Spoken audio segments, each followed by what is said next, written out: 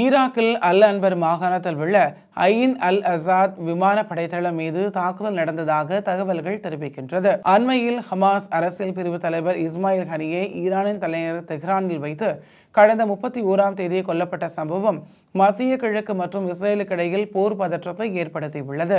இந்த கொலை அமெரிக்கா உதவியுடன் இஸ்ரேல் அரங்கேற்றியுள்ளதாக ஈரான் குற்றம் சாட்டி வருகிறது. மேலும் இஸ்ரேலுக்கு பதிலடி கொடுக்கப்படும் என ஈரான் எச்சரித்துள்ளது. இந்த குழப்பங்களுக்கு மத்தியில் மற்றொரு மத்திய கிழக்கு நாடான ஈராக்கில் உள்ள அமெரிக்க படைத்தளம் மீது இன்று ஏவுகணை தாக்குதல் நடத்தப்பட்டுள்ளதாக தகவல்கள் தெரிவிக்கின்றது. ஈராக்கின் அல் அன்பர் மாகாணத்தில் உள்ள ஐன் அல் அசாத் விமான படைத்தளத்தில் அமெரிக்க படைகள் நிலைநிறுத்தப்பட்டுள்ள படைத்தளத்தை குறிவைத்து இந்த ஏவுகணை தாக்குதல் மேற்கொள்ளப்பட்டுள்ளதாகவும் இந்த தாக்குதலில் அமெரிக்க வீரர்கள் பலர் காயமடைந்துள்ளதாகவும் முதற்கட்ட தகவல் வெளியாகியுள்ளது.